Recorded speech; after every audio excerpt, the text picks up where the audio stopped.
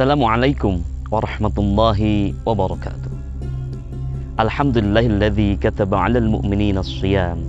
Asyhadu an la ilaha illallahul malikul alam wa asyhadu anna Muhammadan abduhu wa rasuluhu khairul anam.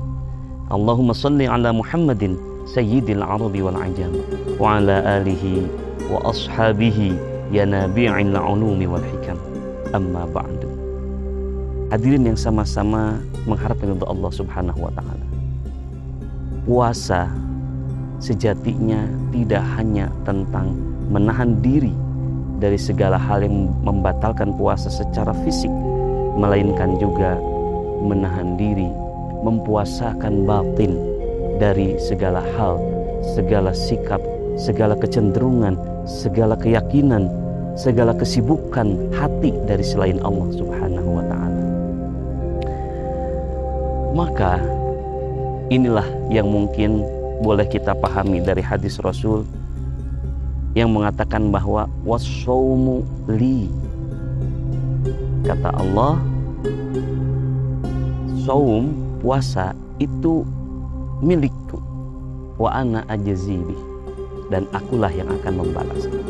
Boleh kiranya saya pahami hadis ini bahwa orang yang benar-benar berpuasa, orang yang benar-benar memuasakan lisannya, tentu setelah dia memuasakan dari segala hal yang membatalkan, lebih dari itu ia pun memuasakan hati, kecenderungan, keyakinan, kesibukan dari selain Allah, maka tiada lain yang mengisi ruang benak hatinya kecuali Allah.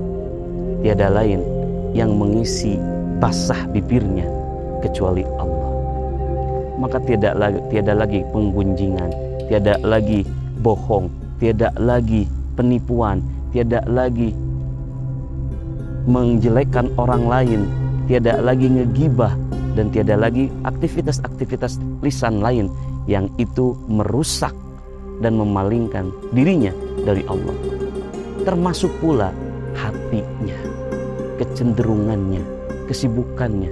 Bolehlah kita tanya dalam hati kepada hati kita, apakah kita benar-benar hamba Allah atau hamba selain Allah?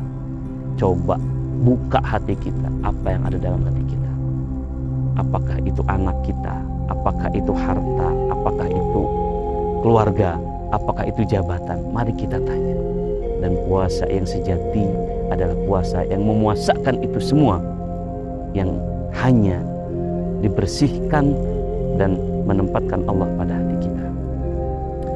Maka pemirsa yang sama-sama menghargai untuk Allah Subhanahu wa taala, dalam rangka membekali agar puasa kita, kata Allah li, sampai kita diakui oleh Allah milikku, nampaknya kita perlu memperhatikan sebuah hadis baginda Rasulullah SAW yang diterima dari sahabat Ummu Salamah, diriwayatkan oleh Ibnu Majah nomor 915 dan diriwayatkan pula oleh Imam Ahmad bin Hanbal. Anna Nabiyya sallallahu alaihi wasallam kana yaqulu idza shalla subha hina yusallim Allahumma inni as'aluka ilman nafi'a wa rizqan thayyiba wa amalan mutaqabbala.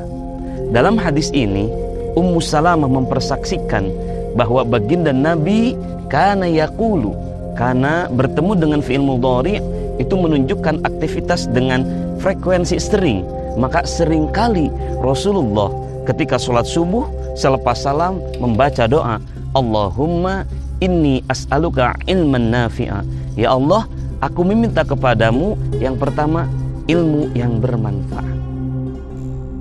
Para pemirsa yang sama-sama mengharapkan untuk Allah Subhanahu wa taala, Rasul mengajari kita tidak hanya meminta kepada Allah ilmu saja, tetapi lekatkan ilmu tersebut dengan sifatnya yang bermanfaat.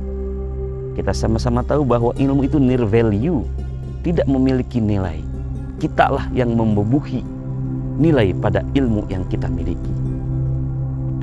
Ilmu di tangan orang baik, ia akan mengantarkan kebaikan. Ilmu di tangan orang jahat, ia akan mengantarkan kepada kejahatan. Kita tahu bahwa orang yang paling berpotensi melanggar hukum adalah orang yang mengerti hukum. Karena dia tahu celahnya. Bahkan dia tahu bisa menciptakan undang-undangnya. Kita tahu orang yang paling berpotensi untuk melakukan pencurian misalnya adalah bisa jadi orang yang paham sistem keamanan. Karena dia tahu letak celah mana yang bisa dia tembus. Maka pemirsa yang sama-sama menghargai Allah Subhanahu wa Ta'ala, kita meminta ilmu kepada Allah, meminta pula lah petunjuk dan dorongan untuk dapat mengamalkannya dengan baik, agar ilmu yang kita miliki bisa mengantarkan kita kepada kemaslahatan dan kebermanfaatan. Setelah ilmu, Rasul mengajarkan kita untuk meminta kepada Allah di pagi hari adalah rizqan thayyibah, untuk meminta rezeki yang baik. Ini sebagaimana firman Allah dalam suratul Baqarah ayat 172. Ya ayyuhalladzina amanu kulu minat thayyibati ma razaqnakum. Hai orang-orang yang beriman, makanlah dari yang baik-baik yang telah kami rezekikan kepadamu. Para pemirsa yang sama-sama menghargai Allah Subhanahu wa Ta'ala, boleh nampaknya saya memahami, kita semua memahami bahwa ada urutan setelahnya kita meminta ilmu yang bermanfaat kepada Allah. Ilmu itu pula yang akan mengantarkan kita kepada pemerolehan rezeki yang baik. Orang yang memiliki ilmu, pengetahuan, yang memiliki wawasan tentang bagaimana cara memperoleh rezeki yang baik, tentu dia akan melakukannya. Maka dari itu, setelah ia memperoleh ilmu yang bermanfaat, pertama kemanfaatan itu akan ia peroleh dengan rezekinya yang baik. Orang tentu mengerti akan kesehatan, standar ya, kita pun mengetahui itu. Maka seyogianya kita sebagai individu yang mengerti akan kesehatan tidak makan yang buruk-buruk untuk kesehatan kita, tidak mengonsumsi yang buruk-buruk untuk kesehatan kita. Maka pemirsa yang sama-sama mengharapkan kepada Allah Subhanahu wa Ta'ala, baik mendefinisikan juga halal tentu, karena baginda Rasul mengatakan segala sesuatu yang masuk yang itu halal maka akan melahirkan aktivitas yang halal pula. Begitupun sesuatu yang kita konsumsi yang itu haram maka akan melahirkan aktivitas tindakan yang itu haram pula. Maka tepatlah kalau baginda Rasul mengajarkan kepada kita untuk meminta kepada Allah di pagi hari, setelahnya ilmu adalah rezeki yang baik. Yang ketiga, wa amalan mutaqabbala. Setelah ilmu yang bermanfaat melahirkan rezeki yang baik, dan tentu setelah rezeki yang baik itu akan melahirkan amalan yang dapat diterima oleh Allah Subhanahu wa Ta'ala. Allah tidak akan menerima amal seseorang yang dalam dirinya, apakah pakaiannya, apakah mungkin juga batinnya, yang itu ada unsur-unsur kekotoran.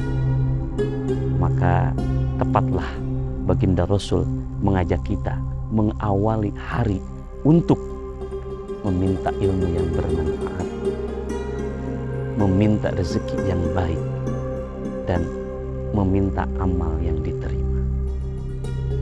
Pemirsa yang sama-sama mengharapkan itu Allah Subhanahu wa Ta'ala, dari itu di setiap pagi, di setiap hari, mari kita awali hari dengan taat, jalani dengan semangat, dan akhiri dengan taubat. Kita semua perlu hati-hati dengan pikiran, karena pikiran dapat menjadi perkataan. Perkataan akan mengantarkan kepada tindakan. Tindakan akan melahirkan sebuah kebiasaan. Kebiasaan akan melahirkan sebuah watak, dan watak akan dapat menentukan nasib kita.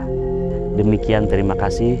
Semoga puasa kita benar-benar bisa sampai kepada puasa yang akhirnya Allah katakan was-shaumu li. Semoga Allah merahmati kita dan mengampuni segala dosa kita. Wallahul muwaffiq ila aqwamit thoriq. Wassalamualaikum warahmatullahi wabarakatuh.